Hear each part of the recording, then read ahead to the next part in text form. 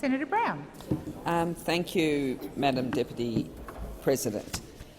When considering this legislation and Labor's amendments, can I urge members of the crossbench to also consider the private senator's bill recently introduced by Senator Keneally.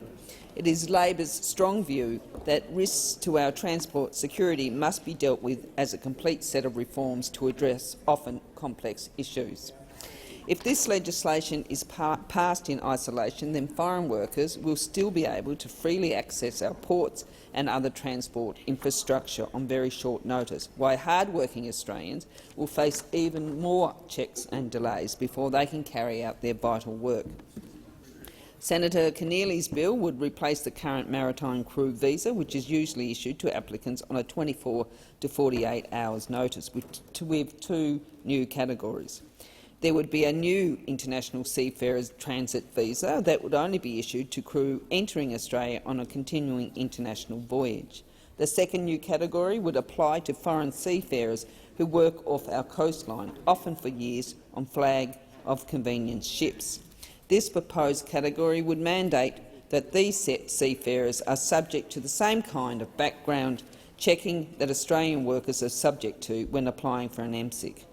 These vital reforms will truly address some of the loopholes in our transport security regime.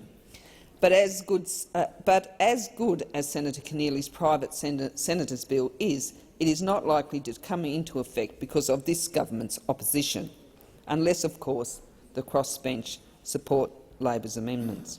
That is why Labor has put forward an amendment to this bill that would delay the commencement of the Transport Security Amendment Serious Crime Bill until the passage of Senator Keneally's Migration Amendment New Maritime Crew Visas Bill through both the Senate and the House of Representatives.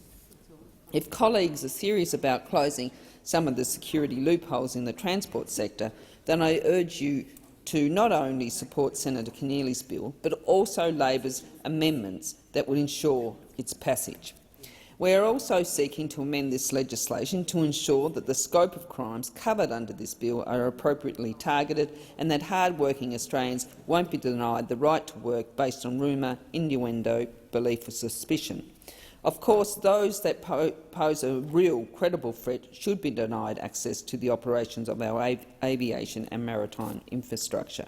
But, as is the view of fair-minded Australians, when government agencies seek to deny a worker an ASIC or MSIC, that decision should be able to be appealed, but there is no such right to appeal in this legislation.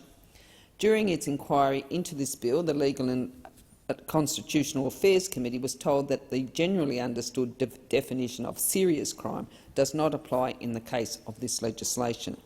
But as the bill currently stands, we are left in a position that we know what definition of serious crime doesn't apply, but we are yet to be told by the government what definition of serious crime does apply.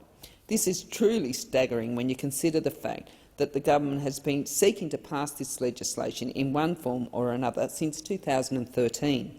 That is why Labor will also be moving an amendment to insert a definition. The workers in Australia applying for these cards have a right to know that the definition of serious crime that will be applied to their application that has been duly considered and voted on by Parliament. To leave important features of this legislation, which will directly impact on the ability of tens of thousands of Australian workers to maintain their employment to the whim of delegated legislation, is truly appalling.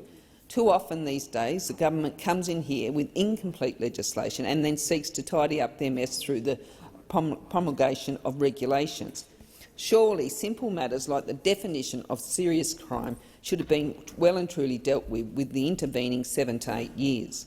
In every terrorist-related act that impacts on the transport sector, you will always find transport workers included in the list of dead and injured. That is why transport workers and their unions understand better than most the need to uphold the integrity of the laws and the application of those laws to protect our important national infrastructure and the workforce.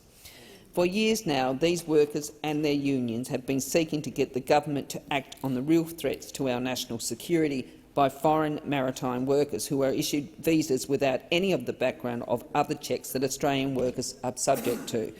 I ask the senators to vote for the Labor amendments, and I commend the Labor amendments to the Senate.